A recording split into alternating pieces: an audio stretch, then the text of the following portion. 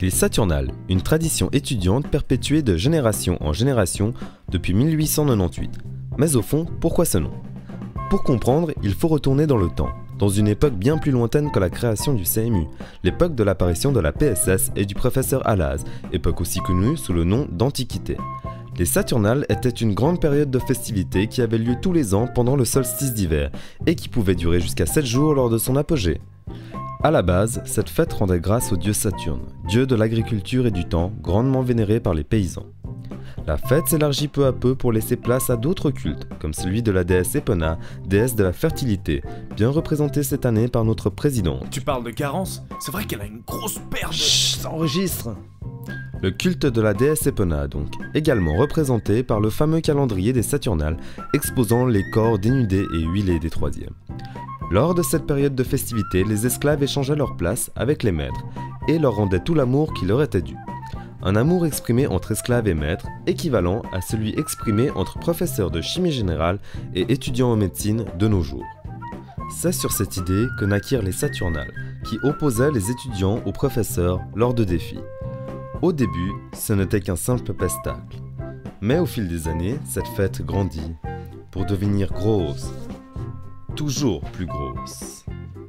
Et tellement grosse qu'elle a dû se diviser en deux. C'est pour cela qu'en plus des Saturnales, il existe aussi les pré-Saturnales, une soirée de plus faible ampleur qui a lieu au Palladium. Afin que les premières années ne rentrent pas en dépression sévère avant ces célébrations, ces trois événements majeurs furent accompagnés d'interventions, du bestiaire et du rallye. La fête devint de plus en plus grande et les bénéfices suivirent rapidement. Il fallait trouver un moyen de les utiliser. Pour que les organisateurs n'aillent pas brûler en enfer ou qu'ils ne soient pas réincarnés en furoncles, il fut décidé de reverser l'intégralité des bénéfices à des assos. Notez que tout ça est rendu possible grâce aux troisième années, qui perpétuent d'année en année cette tradition grâce à leur enthousiasme débordant et à l'incommensurable efficacité de leur comité, élu chaque année par la volée. Chaque membre du comité supervise plusieurs responsables. Il y a Radhika, Alex, Matteo, Annie, Mike, Sarah, Jeremy et Ellie.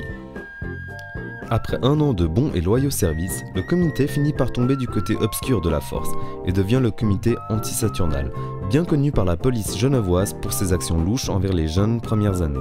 Il catalyse son désespoir en huant avant chaque intervention. Une nouvelle chanson est également choisie chaque année pour représenter les Saturnales.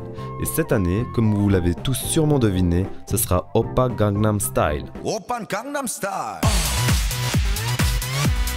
Gangnam Style. Op, op.